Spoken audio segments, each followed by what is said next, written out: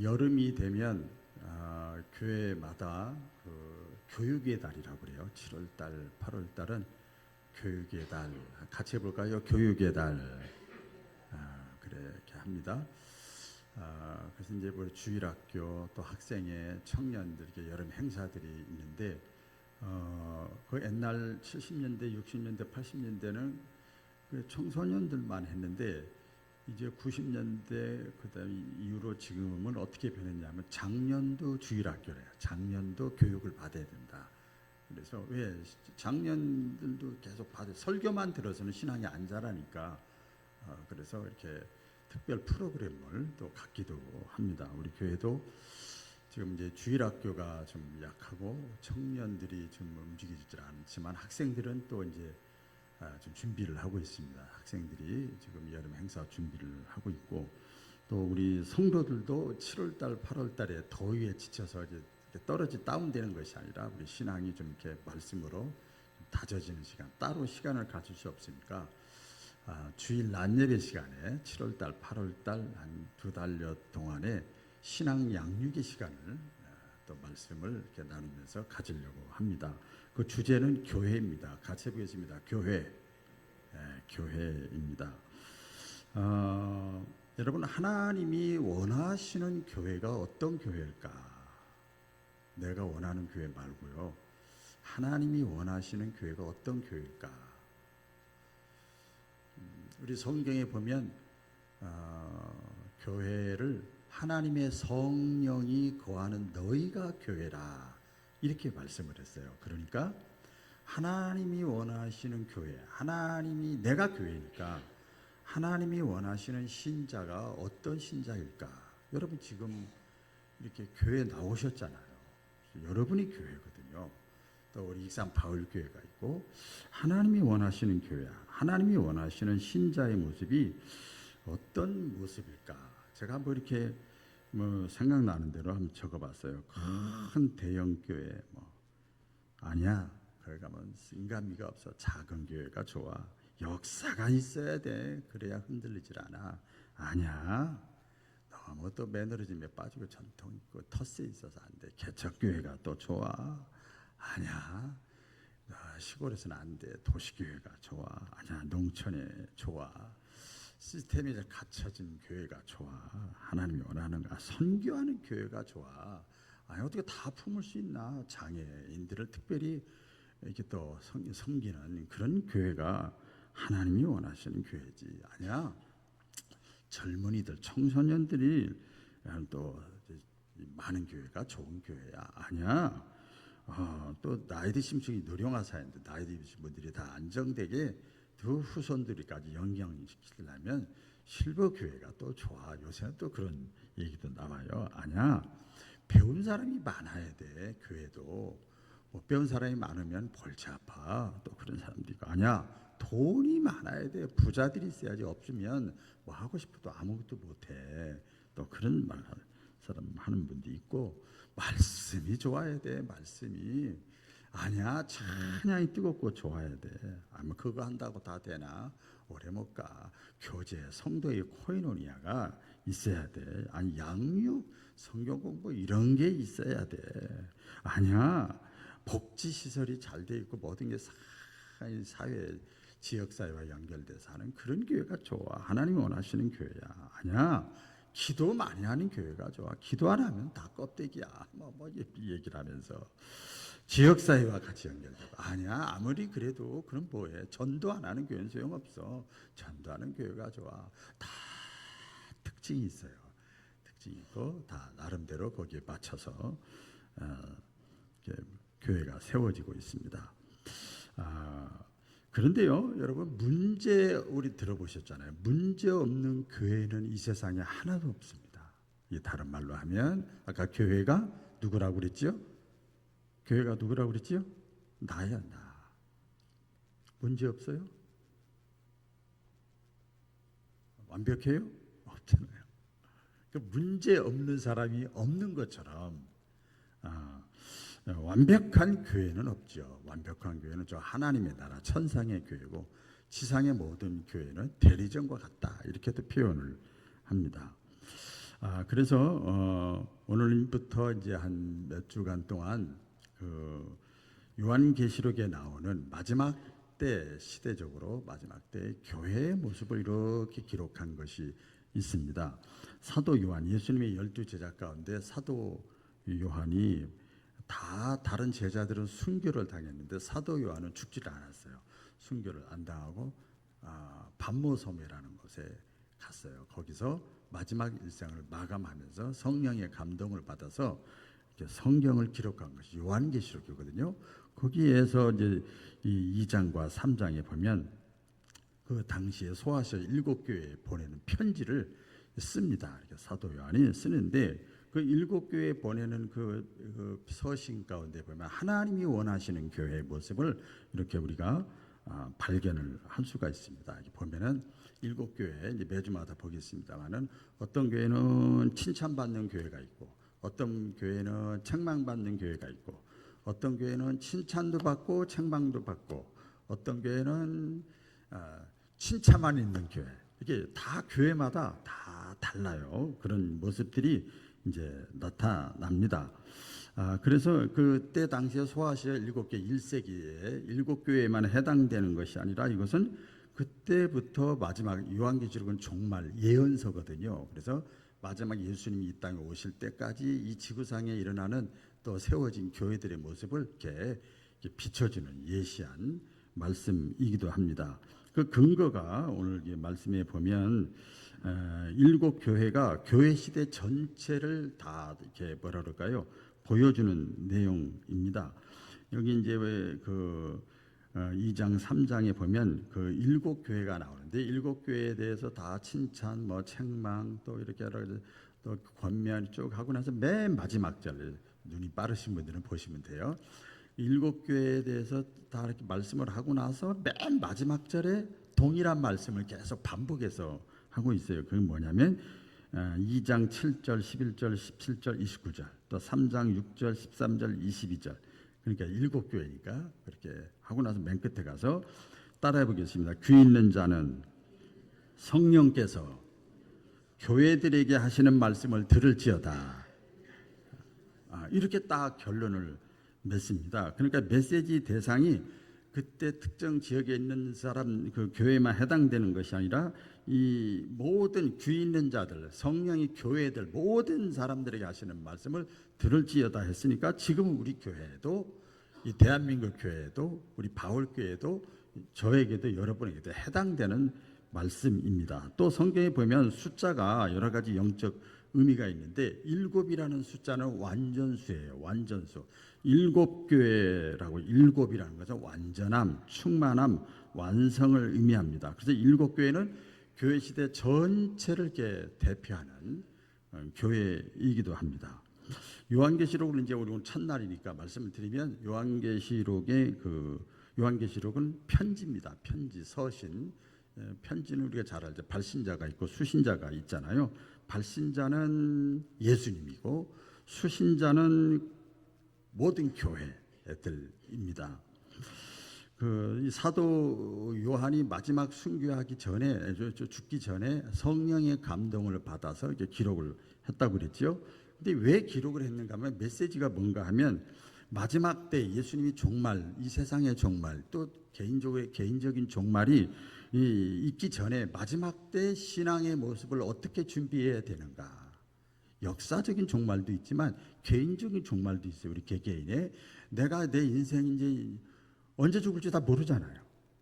오늘도 어떤 분하고 잠깐 그 얘기를 했는데 뭐 나이가 많다고 빠져 죽는 것도 아니고 뭐 건강 관리 잘한다고 그래서 오래 사는 것도 아니고 개인적인 종말이 언제 올지 아무도 우리는 장담을 할 수가 없잖아요.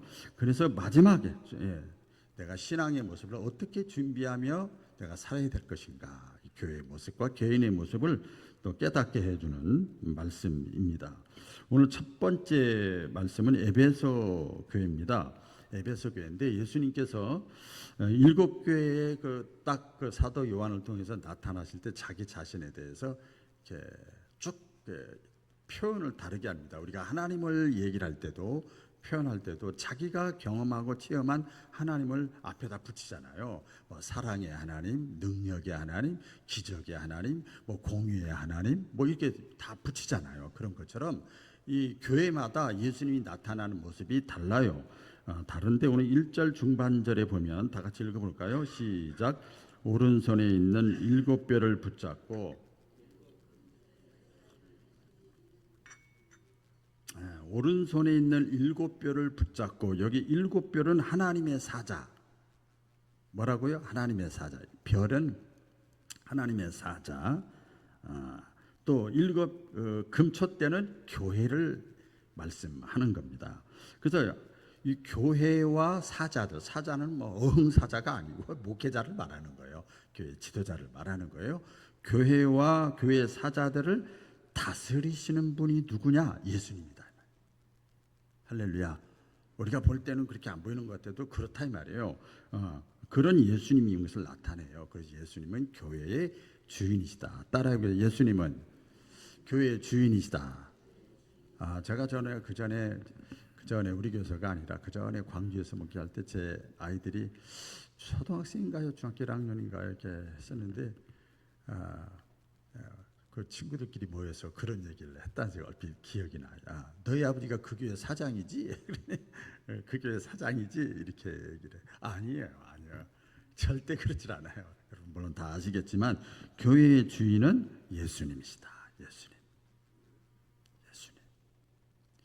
예수님이 핏값을 주고 사신 것이 교회입니다. 우리 교회가 여기까지 세워진 것도 여러분 정말 눈물과 피와 땀과 아픔과 쓰라림과 괴로움과 고통을 겪고 그나마 여기까지 세워진 거예요. 처음부터까지 같이 하실 분들은 다 아실 거예요. 그냥 세워진 게 아닙니다. 교회, 그런데 우리가 세운 것이 아니고 예수님이 주인이시다. 할렐루야. 그래서 그렇게 금초대 또 7배로 꽉 잡고 있는 분이 예수님으로 이렇게 나타나십니다. 그러니까 보세요. 이런 말씀을 이제 묵상을 해보니까 교회의 사자인 목회자인 저나 또 교회인 여러분들을 다 누가 다스리냐? 우리 예수님이 다스리셔요. 그리고 우리는 예수님의 종이에요. 그렇잖아요? 그런 거죠. 그러니까 교회 사자인 저나 교회 자체인 여러분들, 우리가 모두가 다 누구의 뜻에 초점을 맞춰야 되느냐? 그렇죠. 예수님의 뜻에 초점을 맞추려고 해야죠. 내 뜻에 초점을 맞추는 것이 아니라 예수님의 뜻. 또 추상적이지만 이게 가장 실제적이에요. 예수님의 뜻에 서로가 바라보는 방향이 같으면 주 안에서 하나 될 수가 있어요.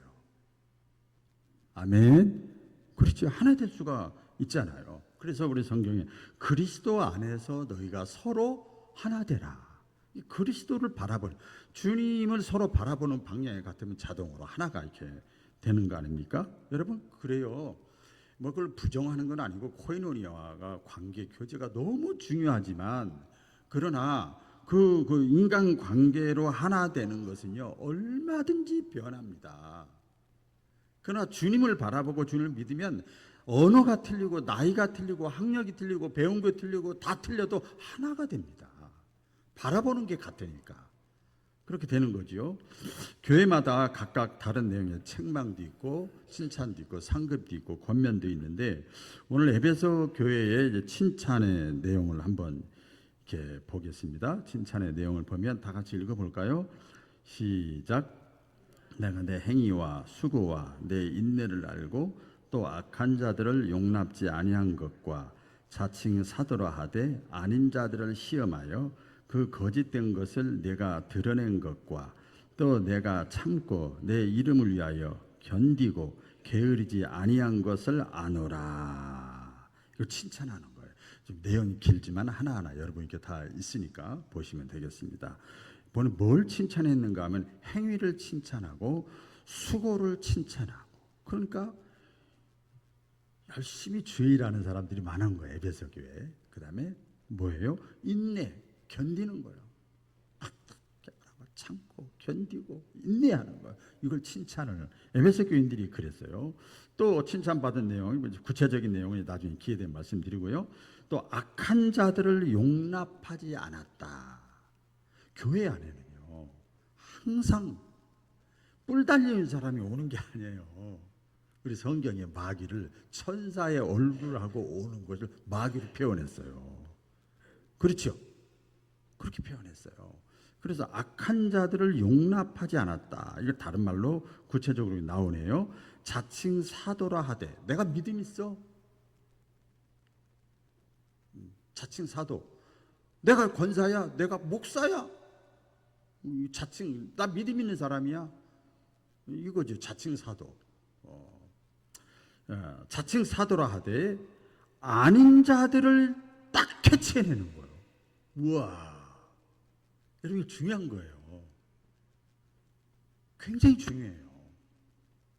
이것을 분별할 수 있어야 돼요. 근데 에베소 교회가 그걸 분별해냈어. 그래서 뭐라고 그랬죠?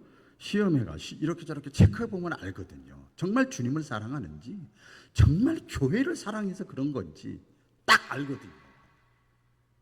그렇죠?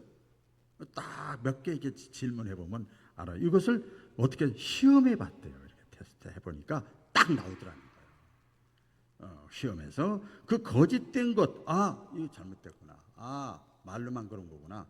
진짜 주님을 사랑하고 교회를 사랑하는 게 아니구나. 이것을, 그 거짓된 것을 어떻게 됐다고 그랬죠? 내가 드러냈대. 이야, 이 수준이 괜찮아요. 이따 이제 말씀드린 이분들이 수준이 괜찮아요. 에베소 교인들이 그래요. 그러니까 우리가 말하면 교회를 어지럽게 하고 간사한 유혹이 막 있을 때도 그것을 분별해내고 걸러내고 드러냈어요. 에베소 교인들이 이걸 이단 분별, 크게 말하면 그렇게도 표현합니다. 근데 여기 성경에 보면 이 교회 안에 이단이 아니라 교회를 어지럽게 하는 사람들이 굉장히 많았어요. 이 교리적으로 유대주의자들, 또 예수장들, 아볼로파, 게바파, 바울파 많이 있었어요. 이런 것들이 항상 교회 안에서 파당을 이루고 어지럽게 만들어서 이것들을 다 분별해냈어요. 와, 멋있는 교회죠? 목사 혼자서 분별해내는 게 아니고 신자들이 그걸 딱 이렇게 알았죠. 그걸 칭찬하는 거예요. 또 나가서 그거 분별하는 과정 속에, 교회는 군대가 아니잖아요. 팍! 가봐요. 나가! 이렇게 할 수가 없잖아요. 같이 있으면서 하려니까. 어떻게 덕스럽게 하려니까. 또 어떻게 그동안 이 뭐라고 그래요?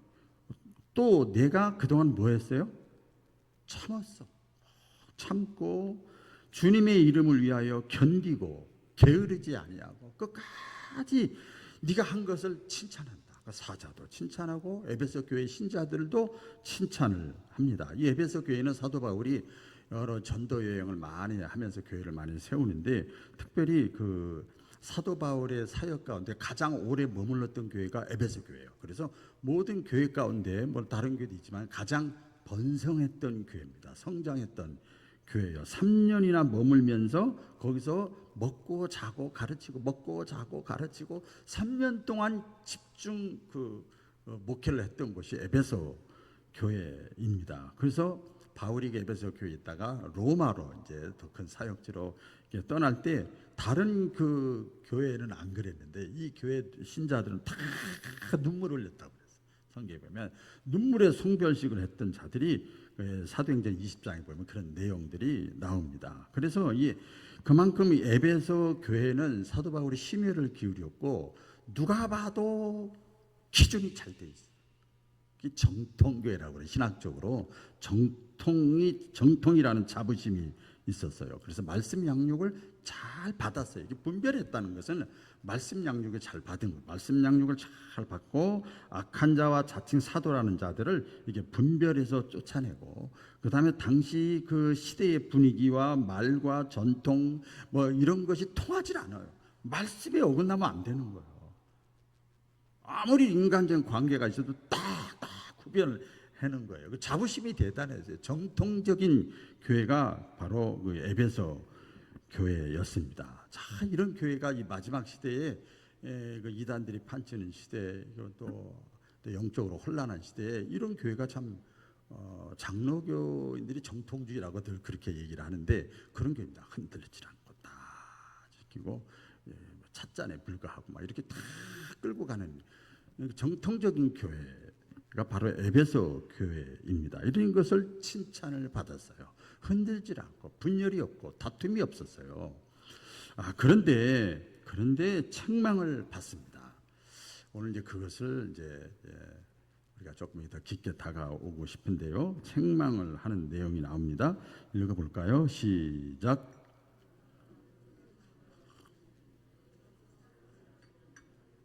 그러므로 어디서 떨어진 것을 생각하고 회개하여 처음 행위를 가지라. 만일 그리하지 아니하고 회개하지 아니하면 내가 내게 임하여 내 촛대를 그 자리에서 옮기리라. 그러나가 중요한 거예요. 그러나 그렇게 칭찬받을 일이 많아. 누구에게도 자랑하고 싶어. 든든해 믿음직해 말씀 중심으로 딱 세워져 있어. 잘 걸러낼 줄도 알아. 분별력도 있어. 그런데 책망할 것이 하나 있다 그랬는데 그게 뭔가 하면 처음 사랑을 잃어버렸어. 그걸 책망을 이렇게 합니다. 그러면서 뭐라고 그럽니까? 그 다음에 나오지요. 어디서 떨어진 것을 생각해라. 어디서 떨어졌지? 무엇 때문에 이 처음 사랑이 식어졌지? 이것을 생각하라는 거예요. 그리고 나서 처음 행위를 다시 되찾으라. 처음 행위를 다시 되찾으라. 그러니까 회개하라는 거예요. 그렇지 않으면 촛대를 너에게서 옮기겠다. 하나님, 그런 교회지만 여러분 우리가 잘 아셔야 돼요. 촛대를 옮기겠다고 하는 건 하나님의 은혜가 거기서 떠난다는 거예요. 우리 어떤 뭐라고 그럴까 경고의 말씀을 주십니다. 저는 이게 말씀을 이렇게 또 묵상하면서 회개하라고? 아니 뭘 잘못했길래? 처음 사랑 잃어버렸는데 회개하라는 말을 합니다. 그냥 처음 사랑을 다시 회복하기 힘쓰라 이러면 참 좋겠어. 그렇죠? 너희가 처음 사랑이 어디서 떨어졌는지 누구 때문에 떨어졌는지 왜 떨어졌는지 이걸 빨리 찾아가지고 회복하고 힘쓰라 이러면 딱 맞는데 회개하라는 말이 제가 딱 걸렸어요. 왜 회개하라고 그러지? 그렇게 칭찬받을 일을 많이 했고 그런 삶을 살았는데 이게 보면은요 이 속뜻 메시지가 있더라고요.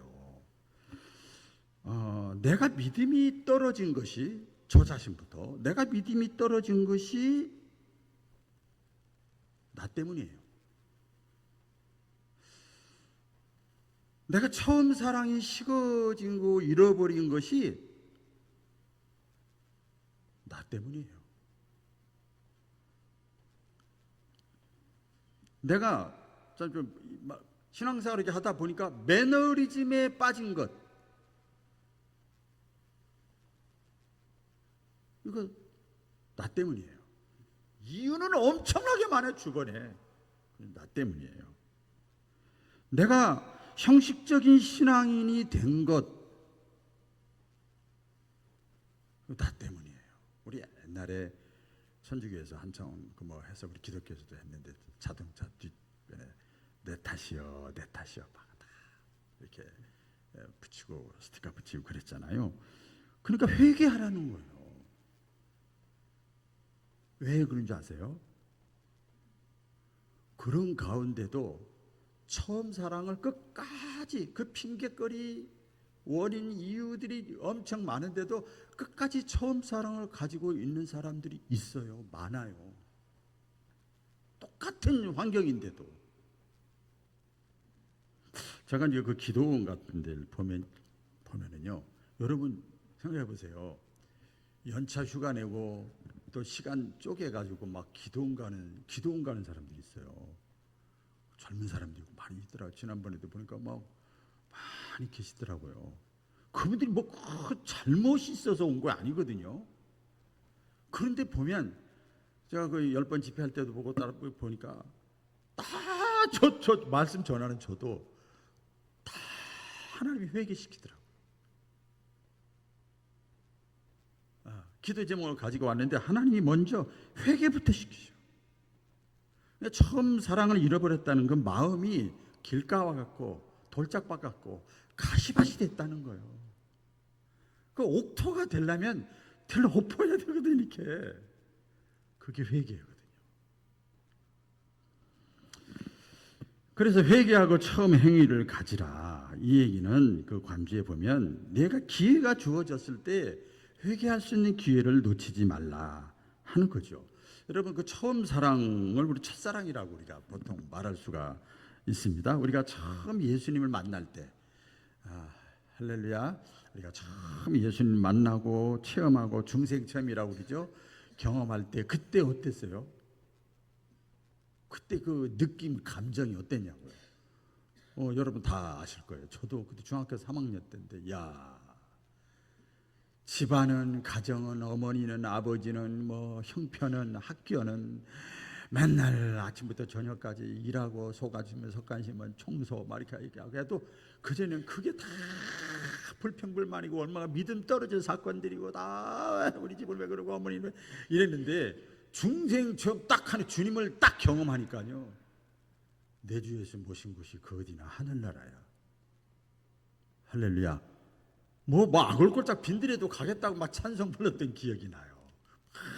주님을 뜨겁게 사랑해서 빨리 나이 먹어가지고 막 중학교 졸업하고 고등학교 대학교 돼가지고 막 주일하다시피 막 하나님 앞에 가고 뜨끈뜨끈한 거예요. 막 주님 사랑하는 마음이 막 그 계속 눈물만 나는 거예요. 나 같은 거 중학교 3학년에 죄를 짓으면 얼마나 많이 졌겠어요. 그런데도 주님의 사랑이 너무 커가지고 막 나도 주님을 사랑하는 그 행위를 하고 싶은 거. 그 처음 마음이거든요. 남자 여자가 연애할 때나 똑같더라고요. 남자애도 처음에 연애할 때 보세요, 여러분. 연애할 때, 여러분 연애 안 하신 분들은 좀 몰라. 지금부터라도 어떻게 연애하면 안 되지. 연애할 때 저도 연애를 해봤거든요. 보니까요, 처음 연애할 때 보니까 그것도 연애도 1년 차냐 2년 차냐 달라. 이 연애할 때 보니까요, 뭐 거리도 상관없고 비가 와도 상관없고 눈이 와도 상관없고 돈이 없어도 상관없고 뭐 오래 걸어도 상관없고 통행금지도 상관없더라고요. 아무것도 그저 보고 싶고 또 보고 싶고 또 하고 싶고 막 그 처음 사랑이에요. 우리가 결혼해가지고 살면서 살다 보면 이제 부부간에 이렇게 매너리즘에 빠져서 사는 경우가 있잖아요. 근데 어떤 부부는 보니까 결혼한 지 10년, 20년 됐는데도 계속 신혼처럼 사는 사람이 있어. 진짜 부러워요. 이게 어떻게 가능할까 할 정도로. 진짜 그래요. 신앙적으로 바로 그런 내용이죠. 다른 사람에게 원인이 있는 것이 아니라 내게 원인이 있는 거란 말이에요. 여러분 그 성경에 나오잖아요. 그 예수님이 십자가에 죽으실 때 예수님을 세 번이나 부인했던 그 베드로에게 예수님이 찾아가셨잖아요. 찾아가셨어. 그래서 베드로에게 찾아갔어요. 그래서 예수님이 첫 마디 뭐라고? 네가 나를 사랑하느냐? 이렇게 질문했잖아요. 세 번이나. 그런데요, 가만히 그 배경을 우리가 아시는 대로 예수님 십자가에 못 박히시기 전에 예수님이 내가 이제 너희들이 나를 떠날 것이다, 나를 배신할 것이다, 막 예수님 여러 가지 말씀을 했어요. 막 그랬더니 베드로가 그때 뭐라고 그랬어요? 다른 제자들하고 같이 있을 때, 영생의 말씀이 당신에게 있는데 내가 어디로 가겠습니까? 나는 죽으면 죽었지 안 갑니다. 그렇게 또 한 수 더 떠. 다른 그 제자들이 있는 데서 더 떠요. 다 주를 버릴지라도, 이 사람들이 다른 자기 제자들이에요. 우리 교인들이 다 떠나도 다 주님을 배반해도 이런 똑같은 거예요. 제자들이 다 주를 버릴지라도 나는 결코 주님을 버리지 않겠습니다. 누가 그랬지요? 베드로가 그랬어요. 그런데 지금은 그렇게 말을 못해요. 주님이 하십니다. 이렇게 베드로가 얘기를 하잖아요. 그러니까 그 전에 여러분 보세요. 베드로가 그렇게 막 주님 사랑하는 것처럼 얘기했던 것이 사람들에게 보이기 위한 것이었어. 물론 그때 그 마음이 있었겠지만 3일만 지나니까 그냥 배신하잖아요. 야, 에베소 교인들이 이렇게 말씀 중심으로 제대로 섰음에도 불구하고 뭐가 문제가 있었는가 하면 이제 그 회개해야 되는 내용이 나오는데, 말씀이라고 하는 것이 너무 딱 서 있으니까, 오직 스크리프처 말씀으로 종교개혁이 말씀으로 일어나서 기독교는 개신교 중심이잖아요. 우리 말씀 중심이잖아요. 너무 이성적이야. 생각이 이성적이기 때문에 이성적이기 때문에 다른 사람들을 정죄하고 비난하고 평가하고 판단하는데 프로야, 프로. 저는 이걸 알아요. 신학교를 다녀봐서 알아요. 신학교 다니기 전에는 몰랐어요.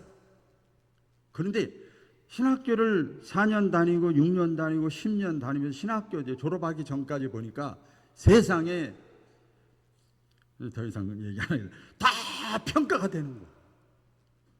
아, 근데 어떻게 저런 상태에서 신앙생활 할 수 있을까? 뭐, 저만 그런 게 아니고 이성만 아는 것만 가득 차 있는 거예요. 날카롭게 비난하고 지적하고 판단하고 정죄하고 평가하고 막 그 재미로 막 서로 토론하고 그런 적이 있었어요. 그리고 자기들은 의로운 것 같고 똑똑한 거, 믿음 좋은 것처럼 착각이죠. 그런데 중요한 것이 또 뭔가 하면 이 에베소 교인들이요, 자신의 잘못과 허물에 대해서는 너무나 관대한 거야. 요게 문제입니다, 여러분.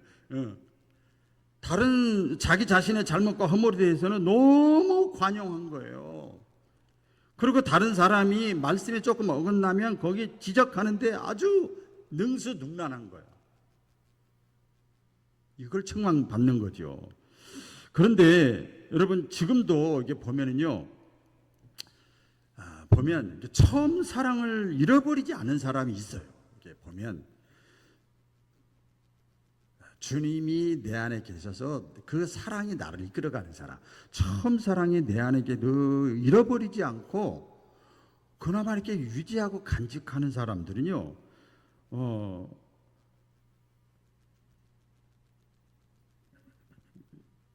이게 말씀, 네, 예, 여기 있습니다. 처음 사랑을 잃어버리지 않은 사람들은요, 다른 사람을 정죄하지 않아요. 판단하지 않습니다. 그렇죠? 사랑 못해서 안절부절이야. 다른 사람의 허물을 보려고 하지도 않습니다. 안 봐버려요, 그냥. 다른 사람들에게 말하지도 않습니다. 안 좋은 건 절대 얘기 안 해요. 이 처음 사랑이 있는 사람은 그런 거잖아요. 남자 여자가 사랑하고 부모가 자식 사랑하는데 안 좋은 게 왜 없겠어? 근데요, 사랑하니까 좋은 것만 얘기해 가서. 그렇잖아요? 그래서 아직 사랑하는 마음이 있는 거죠. 순수한 어린아이 같은 신앙관을 가지고 있는 사람. 예수님이 말씀을 합니다. 마태복음 7장 3절에 약간 책망하는 거죠. 바리새인들에게 하는 건데요. 어찌하여 형제의 눈 속에 있는 티는 보고 내 눈 속에 있는 들보는 깨닫지 못하느냐.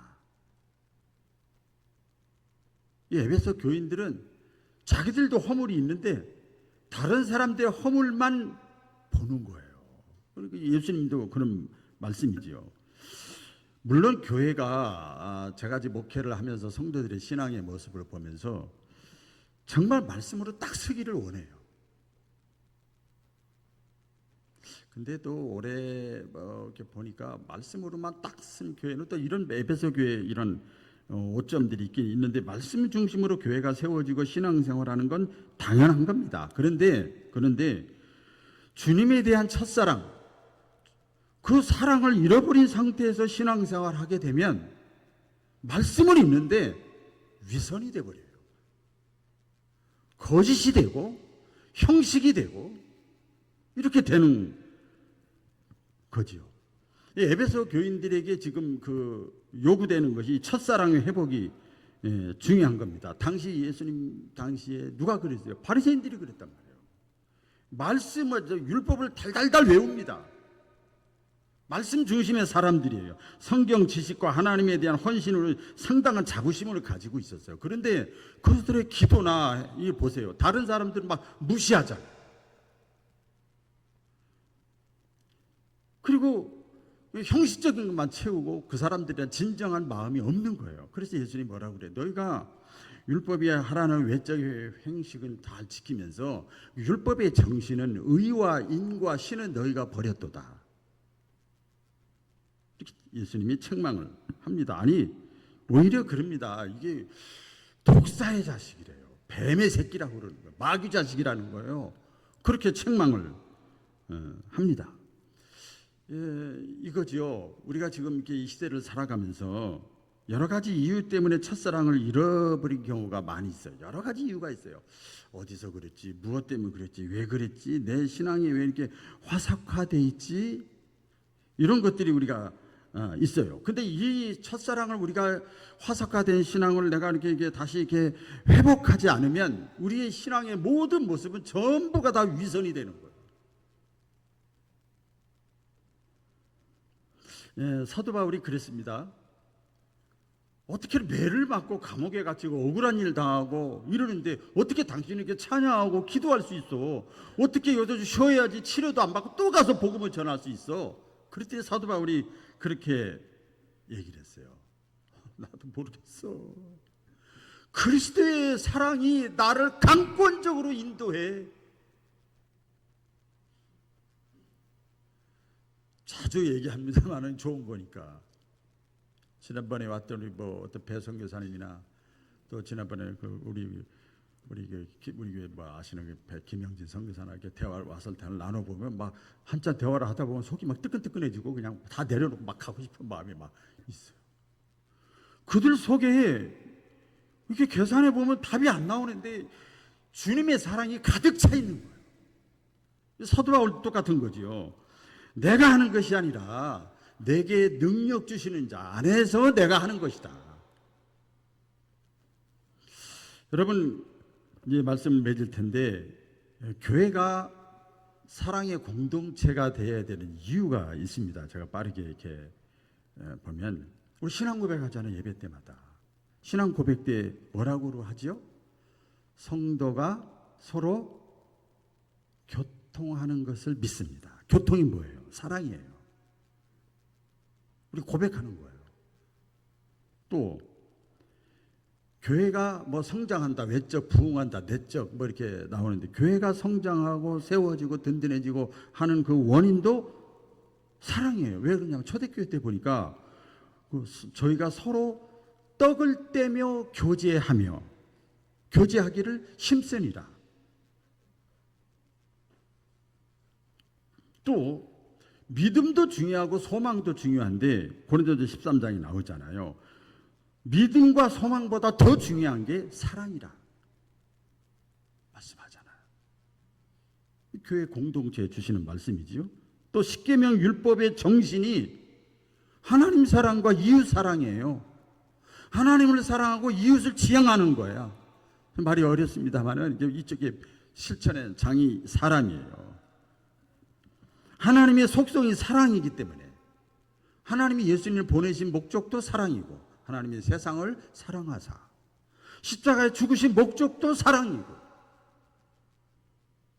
예수님이 이 땅에 오신 이유도 내가 죽기까지 섬기러 왔다. 이것도 사랑이고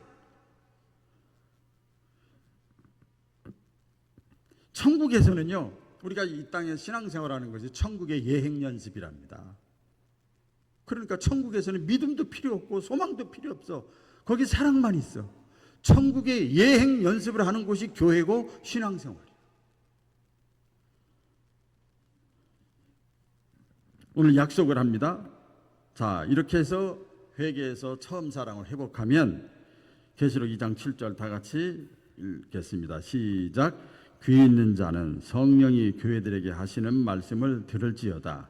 이기는 그에게는 내가 하나님의 낙원에 있는 생명나무의 과실을 주어 먹게 하리라. 이긴다는 뜻이 뭔가 하면 내가 승리하는 거예요. 극복하는 거예요. 첫사랑을 다시 회복하기 위해서 옛날에 차 마시던 데도 또 가보고 은혜 받았던 기도의 자리도 또 가보고 내가 가장 힘들고 어려울 때 그 상황도 다시 한번 생각해보고 막 하는 거예요. 우리 그렇잖아요. 그렇게 다시 한번 리바이벌 시키는 거예요. 그래서 그것을 극복해내라는 거예요. 잘못된 이 신앙이 잃어버린 하나님 사랑 잃어버린 걸 다시 회복해서 극복하고 이겨내면 뭐라고 그래요? 낙원에 있는 생명나무의 열매를 먹게 하시리라.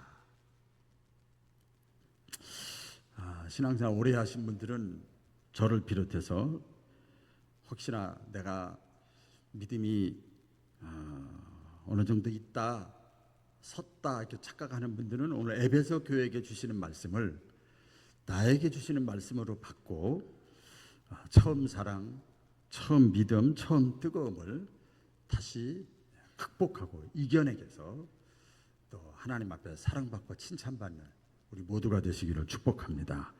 기도하겠습니다.